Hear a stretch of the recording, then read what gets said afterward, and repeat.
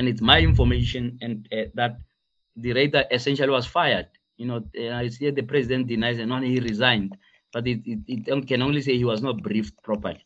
The reality is that there are a number of things that the radar could not answer to the board, and they believed out of that discussion that he needs to go. I don't know how you describe being fired, other than that, So the fact that I've saved him face that he must stay for another 3 months doesn't confuse me at all about what actually happened.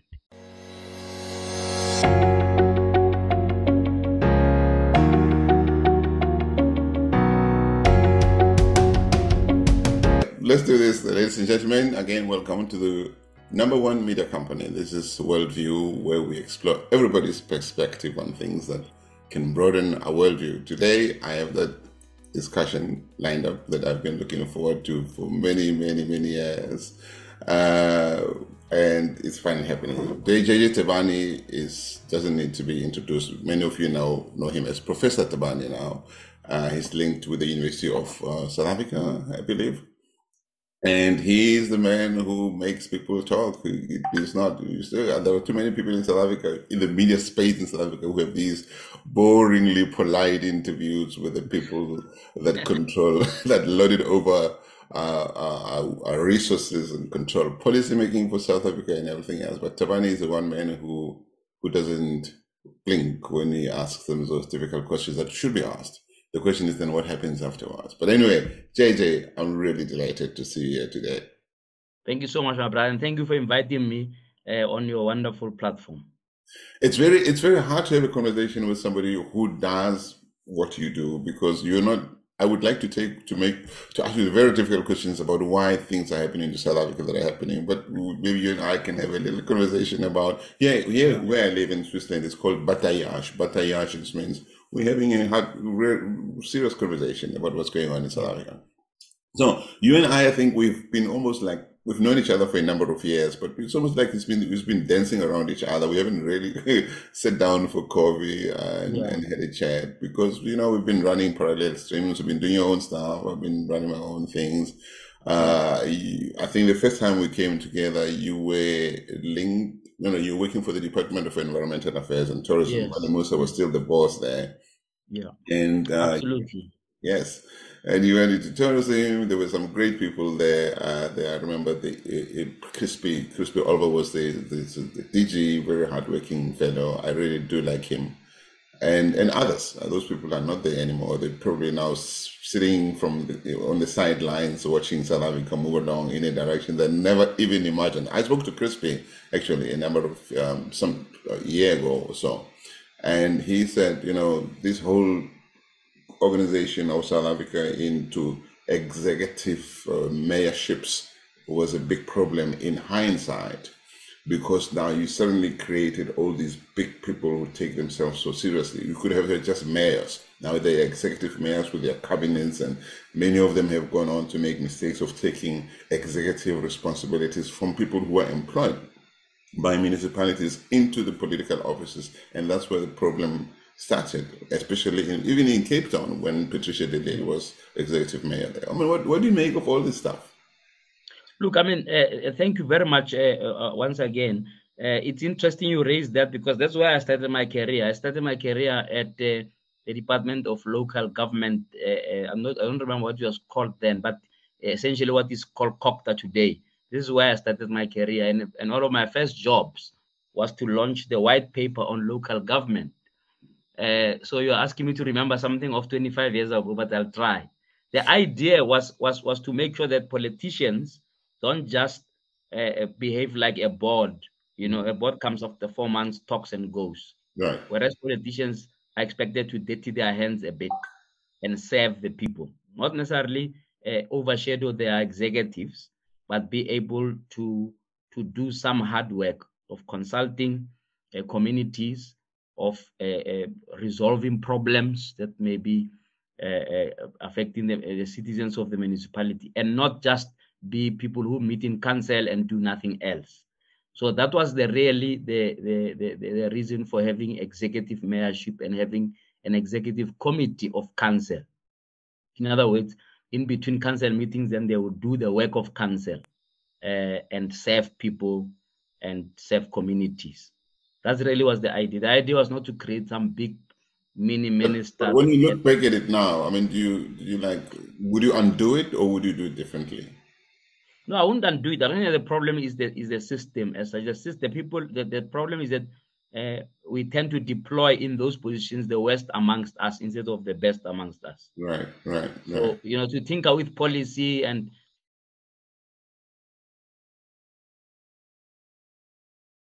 for example, those people we're talking about, stealing money from the public and so what if. All you need to do is we need to focus on ethical leadership.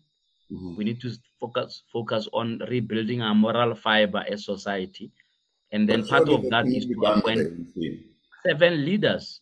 I mean, if you appoint 7 leaders, and I don't want to brush all the mayors with one brush. There are some mayors who are doing a good job, who are focusing on the job at hand. So we need to appoint more and more people like that in society, and less those who are just there because they know somebody or they are connected, and therefore they are placed there by their comrades to siphon money to see what can be done in plundering resources that are meant to uplift people. So that's really what I would think. I don't think the system we should invest our time in changing the law again, and so because it's going to take another 5 years for people to understand how that works, and in the meantime the people are suffering. Right. But I mean, if you look at state capture and all many other forms of corruption that are happening, surely we should have a conversation in South Africa to say maybe we should do things differently. It's not just a matter of replacing Moeng with Tabane, because then Tabane or Moeng, whoever comes in, you place power and lots of resources into the hands of one person. It goes to the head, and the next thing the people go rogue on you. So how do we make sure that the system changes in a way that when we place people into positions, no matter how nice they were before, they never get to go rogue? And if they go rogue, we can quickly kick them out, and instead of putting them on suspension for 5 years with bonuses and huge salaries and unable to replace them, which is really what happened. Yeah, look, I mean, I'm not a big fan of changing the systems as such, but especially the South systems, because having launched the white paper on local government, for example, there was something called the district development model that is being rehashed now as if it's new. It's not new. It's actually in that white paper launched in 1998. And these guys have failed to implement it, and then they bring it as if it's a new thing. It's actually in that white paper. It's in the legislation that followed that white paper. Right. Let's give you another example of parastatals, for example.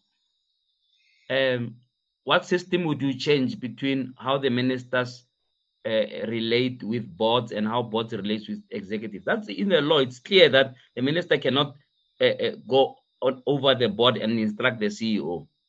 Right? It's already there. It's now only about the fact that the politicians have pushed their weight around and they have tried to abuse their power. Whereas, in fact, if you look at the system itself, it's designed in such a way that politicians cannot interfere with what the board is doing, cannot interfere. The board cannot be afraid of politicians. They don't push back enough.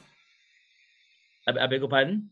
Maybe the board members that get appointed in a lot of these institutions are too afraid of politicians. They do not push back enough. They are the ones who definitely executive management, right? Oh no, definitely, because the trouble is the caliber. Once again, it goes back to the caliber. The board is clear that it's protected. A minister can instruct whoever, but the board can sit and take a decision the way that they want. Right. But because it's the wrong people even appointed, who are appointed as favors by their ministers, right? They then feel an obligation that is unnecessary, or an unnecessary difference to the minister, when it's not supposed to be like that. They must account to the minister, yes, but they must be in a structured way, right. Report to the minister, who in some instances will have to go and argue for their budget in parliament and things like that. Right? So the system is in place. We have the state capture. One of the things that came out from there was less of systematic issues, but more of how those are implemented. Number 2, deployment. Deployment was a big thing. The ANC may want to ignore it and what, but out of state capture, the whole issue of cadre deployment was a big thing that it needs to be re-looked. And of course, the ANC will always argue there's nothing wrong with cadre deployment. It's about the kind of people. They are right there. Right? We need to go to meritocracy more and more, rather than political connectedness. We could solve the problems of this country because there are so many professionals in this country in various sectors who, if they were roped in, those sectors would thrive. But they're not roped in because they're not carrying members, or they're seen as hostile to the government or whatever, or enemies of the state. Right. Like I'm sure some of us are painted, you know. So, And so we miss an opportunity to harness the skills and capacity that is South Africa because we are busy thinking of party lines. so let's go back a few years back when the ANC redeployed or fired or kicked out, whatever vocabulary you choose, Thabo Mbeki from office for the reasons that you all know. You were part of the people who moved to form COPE. You were. Yes. Tell us a bit about that. And now I know that some key ANC leaders were there. They were part of it. I got information that even Becky was aware of it and he blessed it. But some of these big names decided to stay in the background. They're not to be seen, even though they blessed it in the middle of the night, Nicodemously, as it were. Yes. And Tabane is one of them. Why is it so hard for them to say, of course we were angry, of course this is what we did? I mean, I know that you had a little spade with Tabane. I don't know where you're at with that. Yeah, he may still take me to the cleaners, but I take that with what comes when it's the job that I do, because I don't think anybody should be above criticism or critique. At the same time, I don't think I always get it right. So I'm happy for people to drag me to court and the BCCSA. In fact, I've just lost one case now at the BCCSA. But I mean, usually I win them. I've been there for more than 6 times just in the last 1 year, because people sometimes tend to want to silence people, to talk about things that they thought were under wraps, and then when those things come out, they then become, a bully because they think you can't prove it. So they will want to go the distance because they've got big pockets. But that's in a way of digression. The issue is there's always this historical thing about commitment to the ANC. And if you look at all the people who eventually left the ANC, excuse me, the people who eventually left the ANC, they would always have said something like, I'll die in the ANC type of thing. But eventually the reality of life would then challenge them to follow their convictions or to be true to their convictions. Right. There's a recent example now of Carl Niehaus. He's been in the ANC for 40 years. So I had him as a guest last night and I asked him, what would be different and why would people suddenly think you'll be different from the failures of the ANC over the last 30 years? Right. There's not people. I said, no, but you left the ANC 2 minutes ago. So people still see you as the ANC, really. Part of the trouble in South Africa is there's been very little originality. So everything by way of political parties is a chip of the old ANC. But from a PAC, what happened to COPE? I mean, why did these two men, Dakota and Banzeba Shiloh, fight so much? Were they infiltrated? Was this fight between them instigated from outside to weaken the party?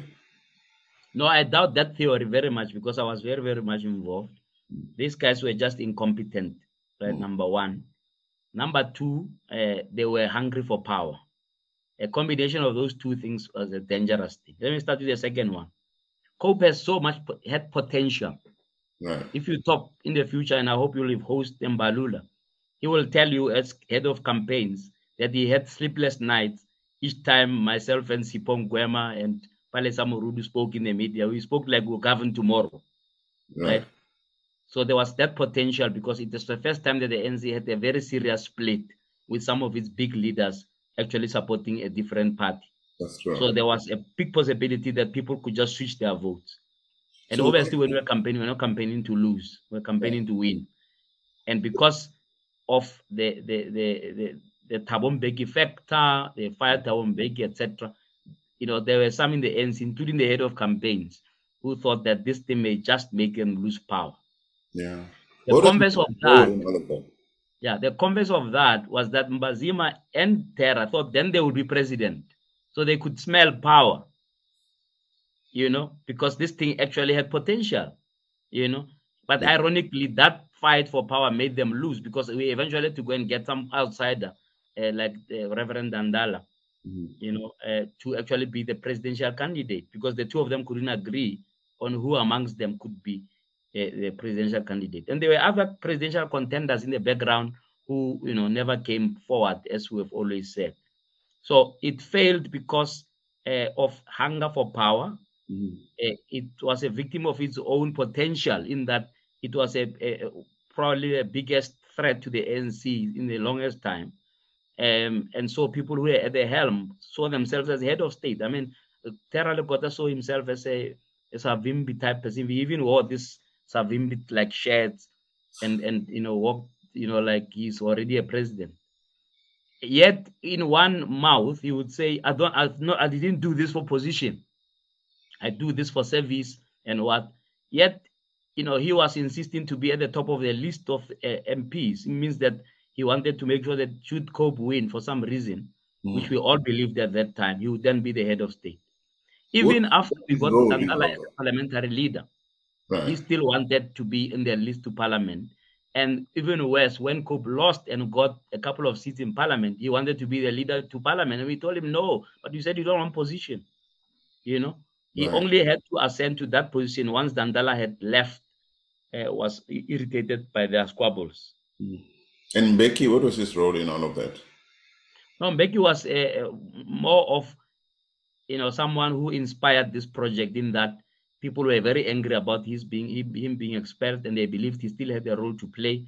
And he was, like a guiding wisdom behind it all, although he was not physically involved in the day-to-day thing. But, they trusted his views.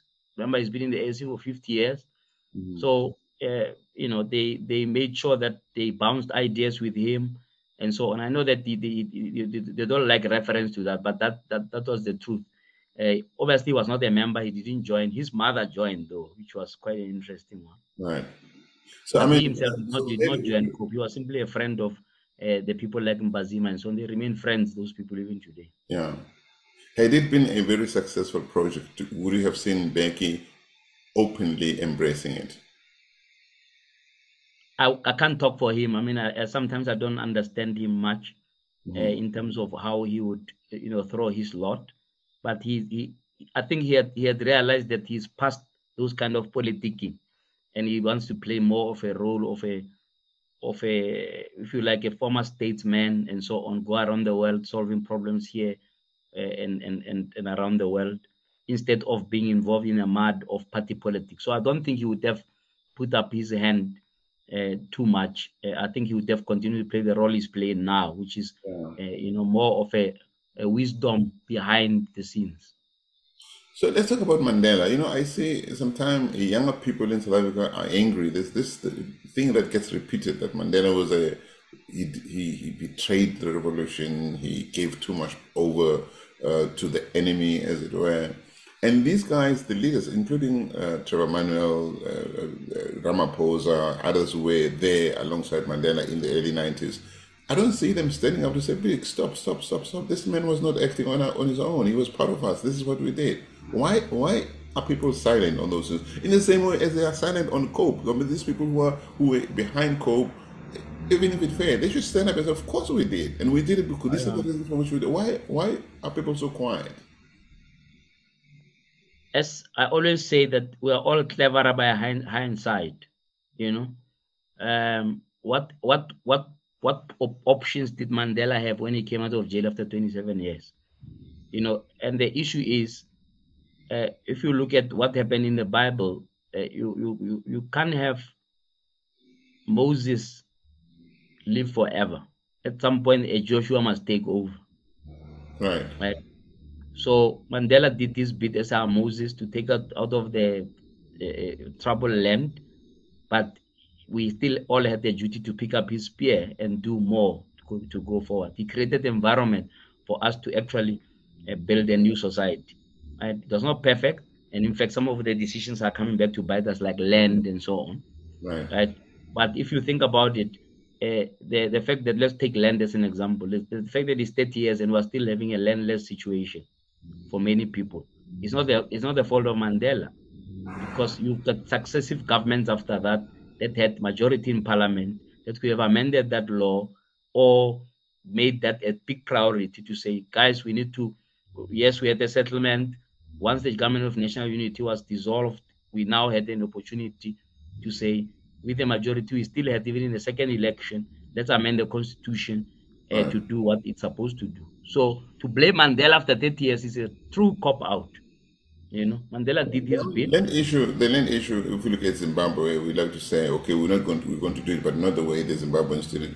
Do you believe that if we did it, I don't know how, we could have a more prosperous South Africa, happier? I mean, there's a lot more. People have been given land in some areas. They've done massive. Of course, there are a few very successful entrepreneurs in the agricultural sector, but I'm not sure that just saying here's a piece of land for you, here's a piece of land for you, would solve all our problems. I mean, what do you think should happen there? Yeah, look, I'm not an expert on that one particularly, but all I know is there's a need.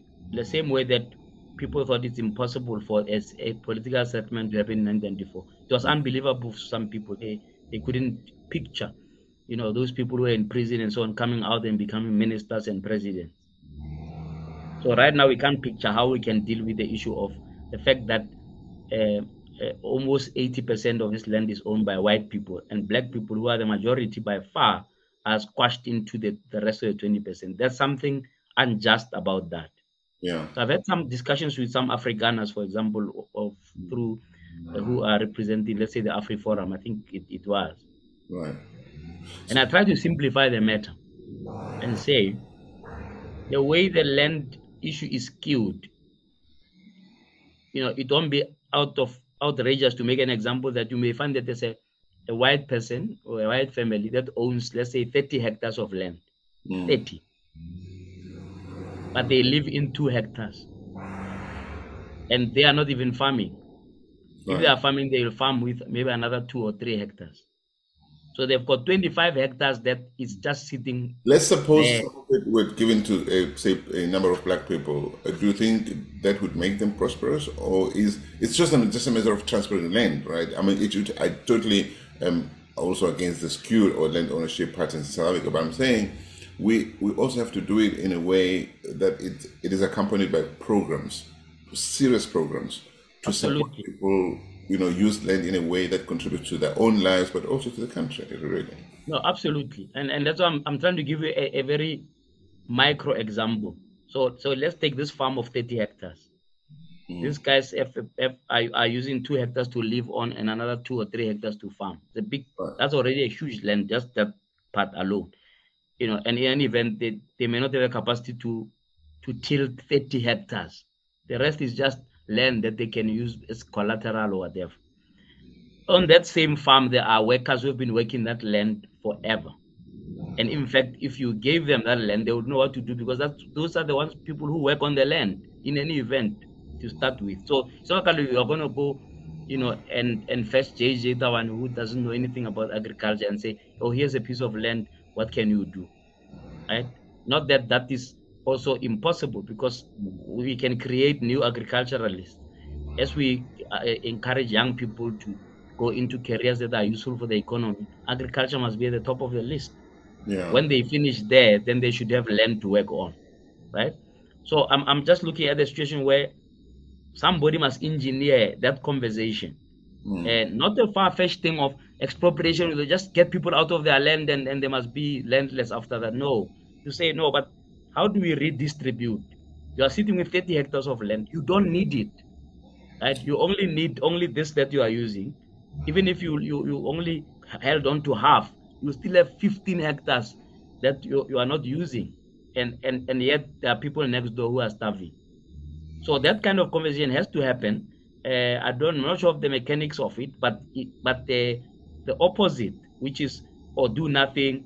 This guy got their title deed from their father in 1900, so nothing can be done. That cannot. What about the Inkonyamba Trust, the land that is held by Inkonyamba Trust in KZN? Surely, I hear people saying, well, we also want to have titles. They don't own titles. They could be kicked out by the royal family. Should that be left like that?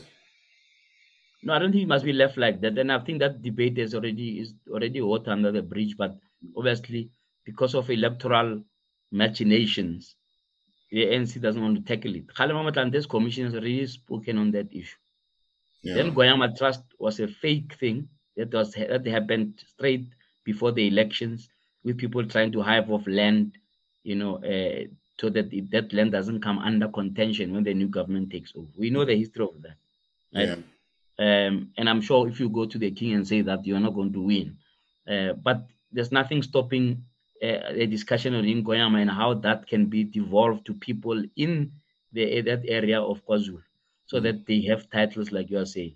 So I don't think it's anything is a holy cow on where land is concerned. People are trying to make it a holy cow to say, oh, there'll be social incohesion if you took land of people. No, but they're not answering me. And by the way, in this conversation that I had with Ernest Roos of AfriForum, he considered that that could potentially be the way we look at it. That instead of people being forced to give up the land that they don't use, it should be a voluntary issue where they themselves see reason in saying, I don't need the rest of this land. Maybe it can be used for better purposes. Government can take it, train people, give people agricultural support to make sure that their land doesn't lie fallow. With food security, I don't think we need less of agricultural pursuits. We need more.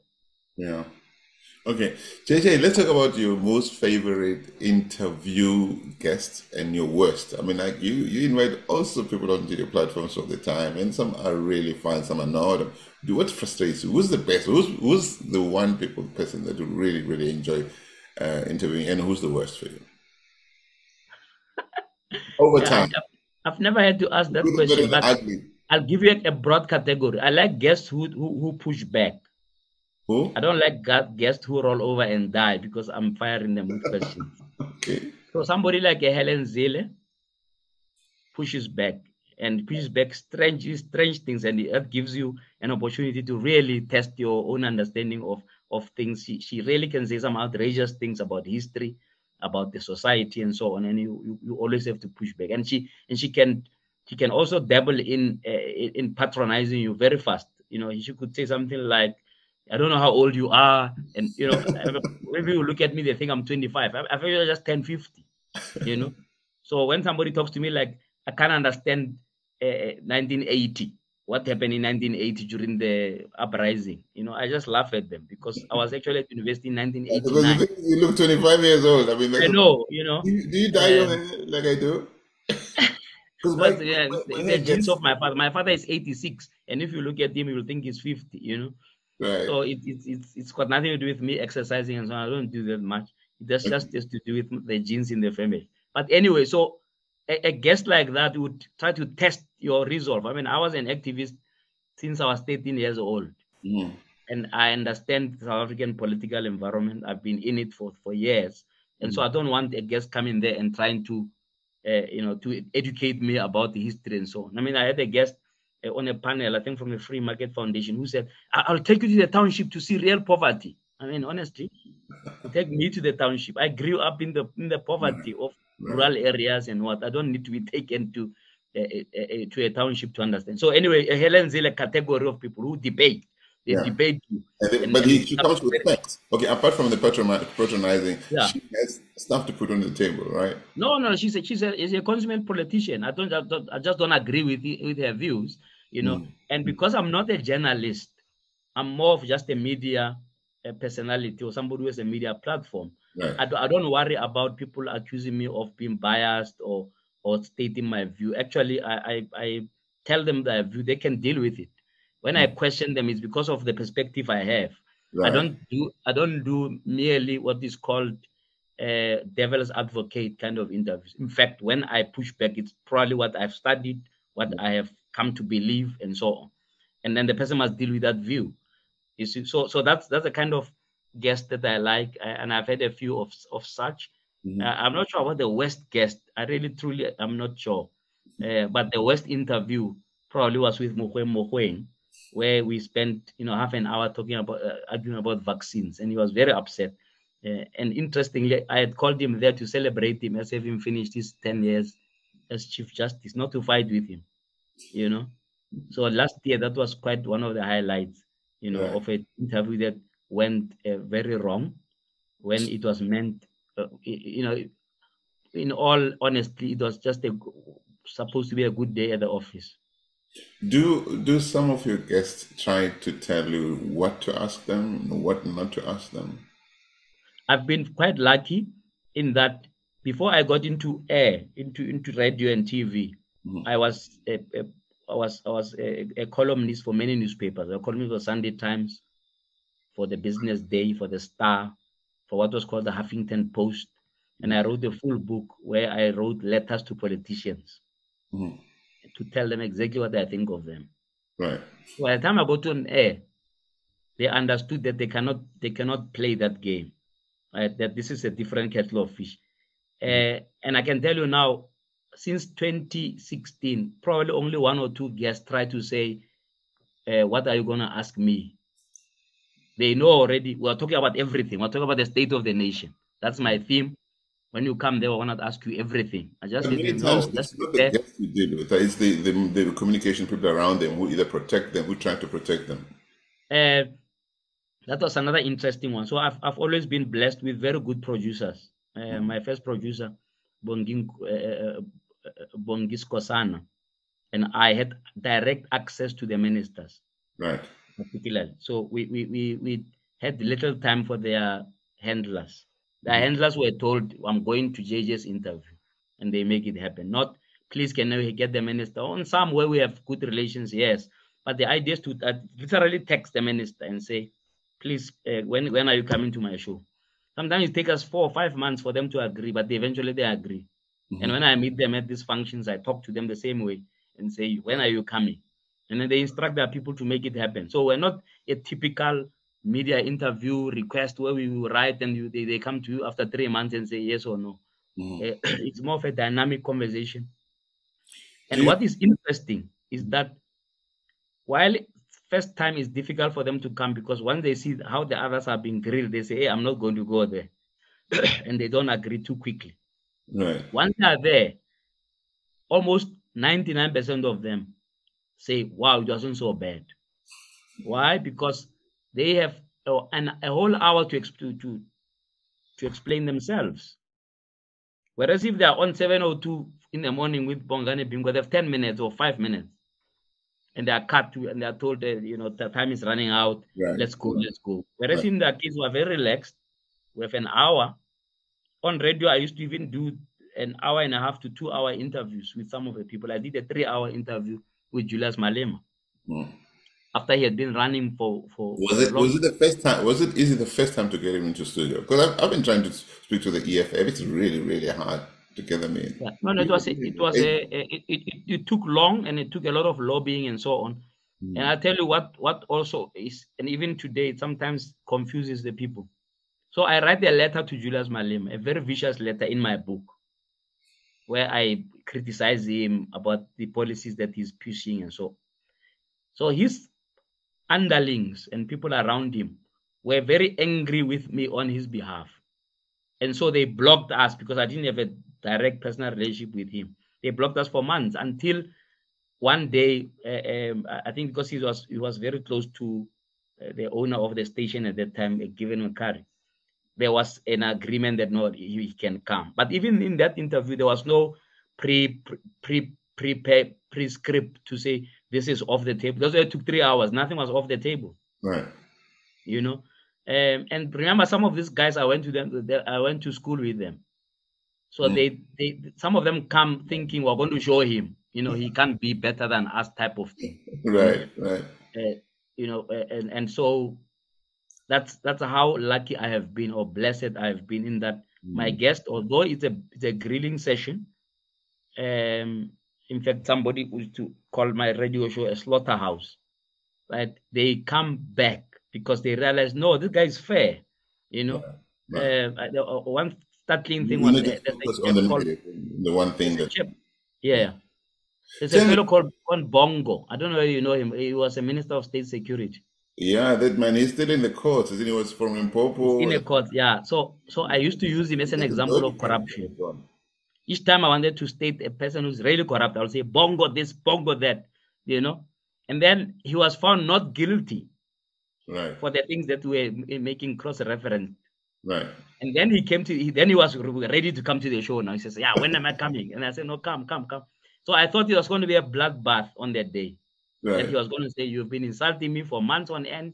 Please apologize." Nothing of that sort. In fact, he came a bit earlier before the show started and said to me, "You know, we hated you until we realized that you criticize everybody." So that was quite a telling for me. That's interesting. That whether you are John Steenhuisen or Julius Malema or Sarah Ramaphosa, one day I can just wake up and it will be your day when I criticize you on what is now called my rant. You know, where I just lay rip into something. So the idea is not to think anybody is safe from Right. that criticism. Right. Everyone can be criticized. Similarly, everybody can be praised. I don't have bones praising somebody from the DA because they are the DA. In fact, I've got friends in the DA saying that I have friends in the EFF and friends in the ANC. If you had to look at all of South Africa's post-apartheid presidents, and somebody, and you were to say, look, I'm doing my last show, and I need to spend 1 hour with just one of the presidents we've had, which one would you choose, and what would you discuss with them, including Mandela? Just think of all. Yeah, I think I would have a more robust exchange with President Mbeki. By the way, he has not come to my shows at all since 2016, not by lack of asking.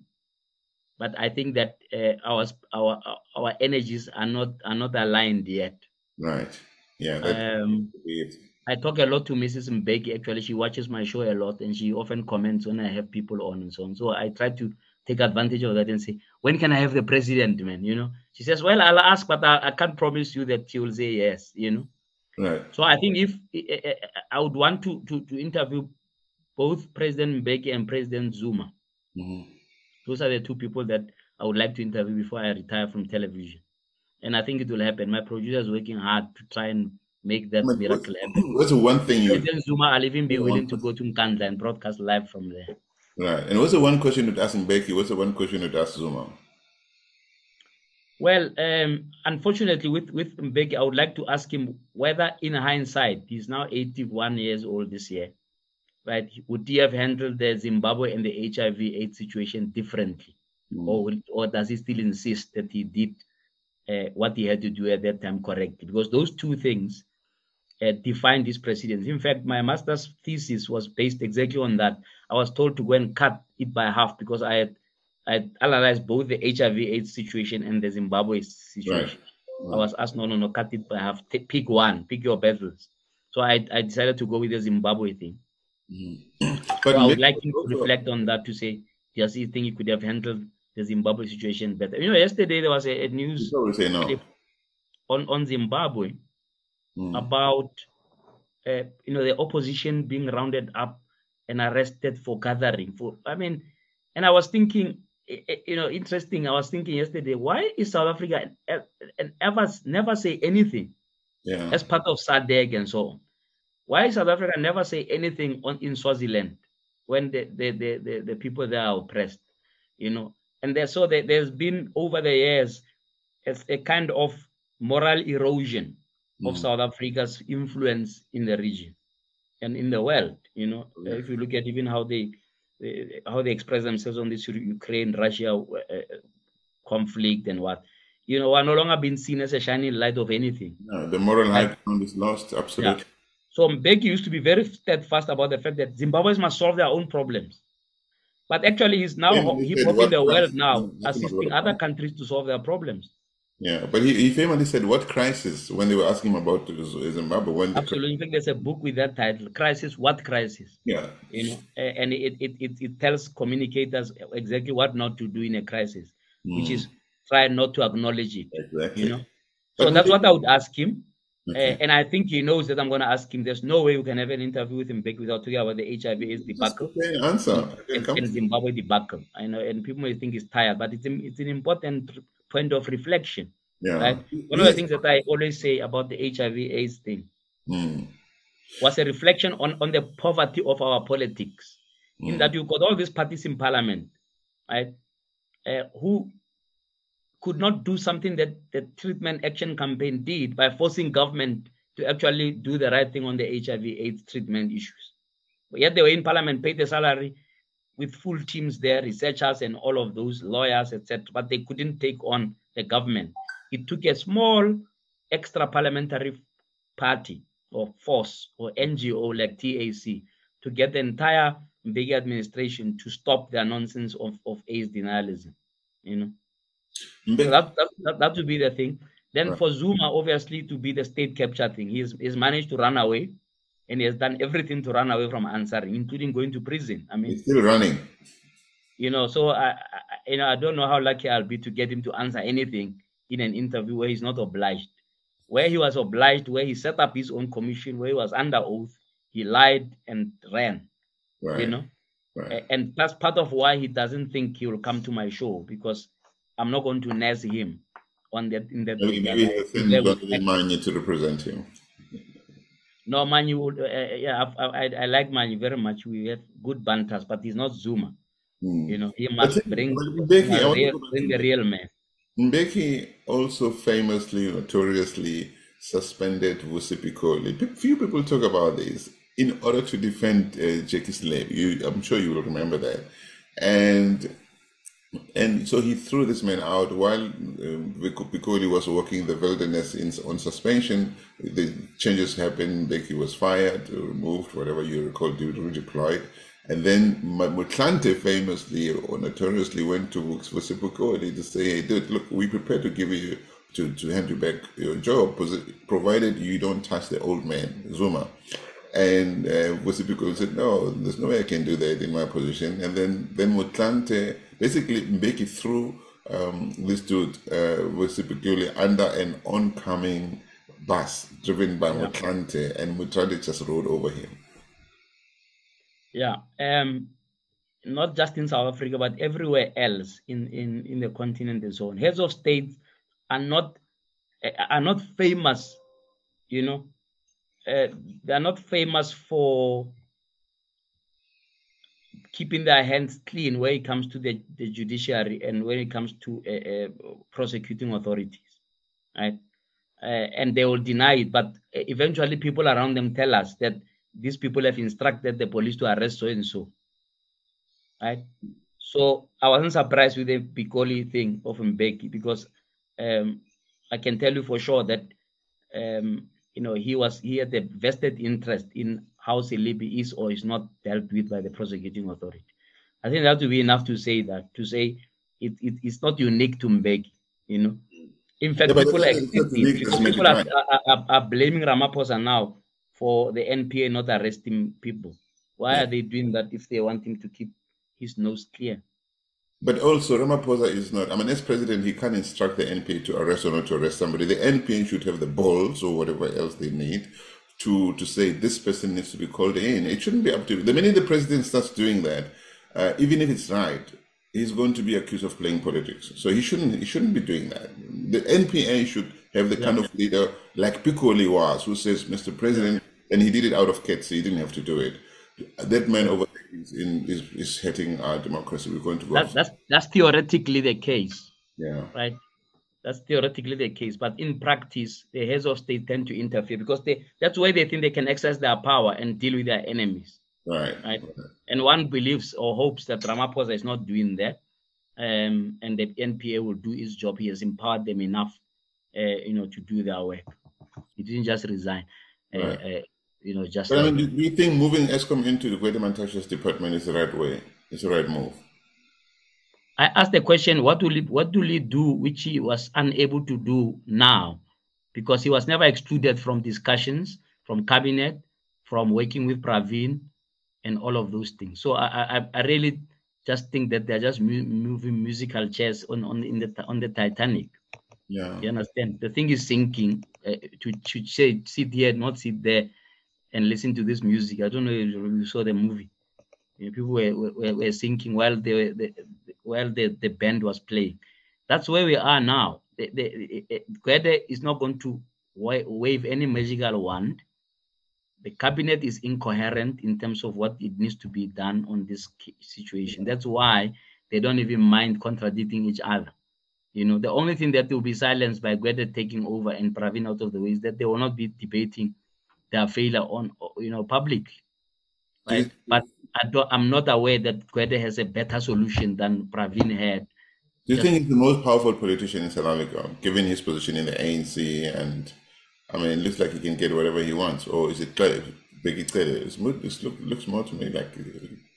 no, I don't think most powerful. I mean, I don't want to venture into most powerful because he has to surround himself with some people to exercise that power. Right. He is vulnerable right now.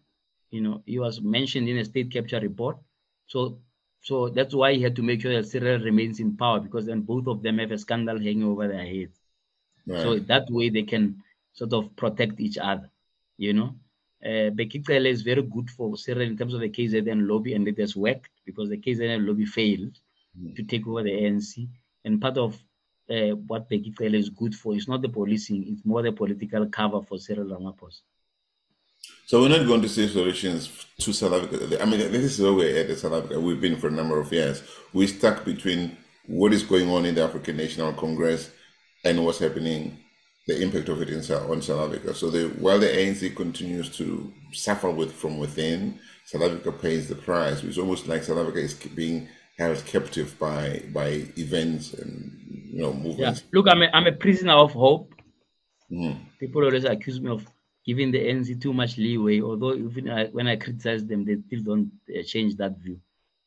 There's a new sheriff in town now, the Secretary General of the ANC. Don't undermine him, don't underestimate him. It means they do focal. They don't. Well, he doesn't have a luxury to do focal in the secretary's office because the ANC will be out of power. Right. If he doesn't do much.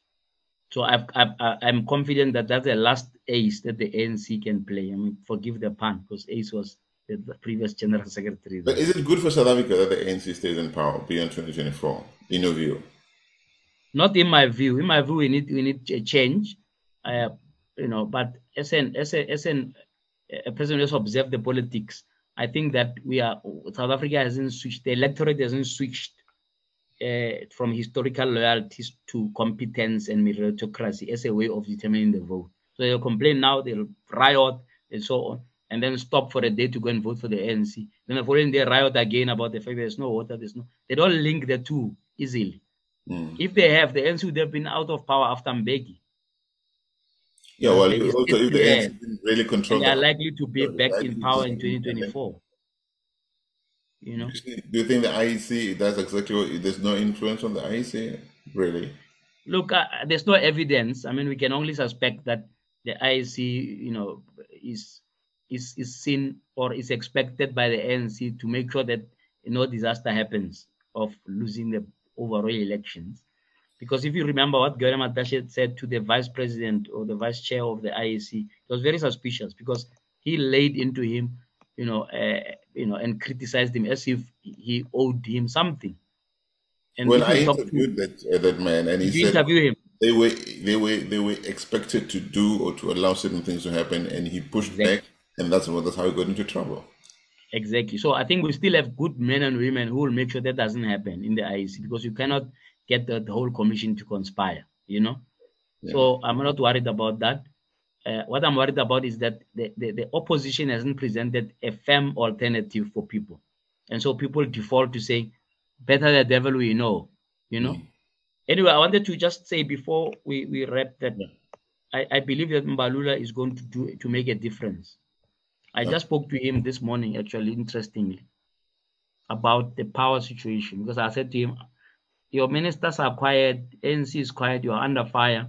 Can you bring me somebody I can talk to on the energy thing? And he says, yeah, actually, he wants to gather experts, which is what we've always call him for, to come and analyze the whole thing, and then, in a sense, try to give him options. Now, that has never happened in the past. The ANC will sit in its corner and allow government just to run its own thing. But on this one, it's a national crisis, which I think the Secretary General is correct to worry about it and do something urgently about it. As I was saying to you earlier in the interview, South Africa is full of potential, huge capacity to do lots of things that can take us out of our crisis.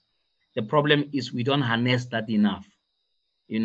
That issue of bringing people around the table who are experts, that's what Gwede Mantashe should be doing as Minister of Energy. and not think that his white paper on integrated resource plan, that's a Bible and that's the end of the story.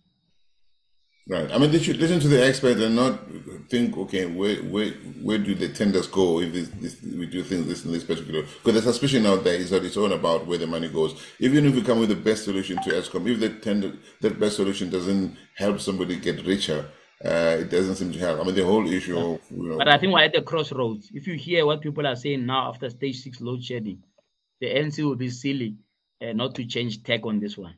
Yeah. Because remember, one could blame them even for the collapse of ESCOM. Remember that they had Chancellor House being part of the mix of tenders, earlier on in the life of ESCOM, collaborating with a company called Hitachi and making money out of ESCOM. And now that's coming home to roost. So I don't think they've got the luxury of dilly-dallying and so on, and using this as a piggy bank. This is now about their survival. Yeah. If this thing is not resolved in the next 6 months, the elections are going to be a bloodbath. When we're going to be watching them. JJ Tabane, I really enjoyed talking to you. It's been short. It was never going to be long enough. But I want to tell you that I really love the work you're doing. I like the way you push these people. I think we need more people in the media space in South Africa to ask the questions that must be asked instead of just looking forward to selfie moments with politicians, especially those who are implicated for all sorts of wrong against South Africa. Thank you for making the time to be with me. Thank you, Prof. Thank you, and keep up the good work, and I'll be watching your platform. Thank you. Cheers, JJ. Cheers. There you go. There was a really fascinating discussion between myself and JJ Tabane. I had been looking forward to this one for a long time. I'm very happy that he finally made it. If you have stayed so far into this conversation, it means you've enjoyed it. I would like you to please continue sharing these conversations, subscribe to the platform. And for those of you who have interest in advertising on WorldView, please write to us at info@world-view.co. Thank you very much. This is Soli Moeng at WorldView. Bye-bye.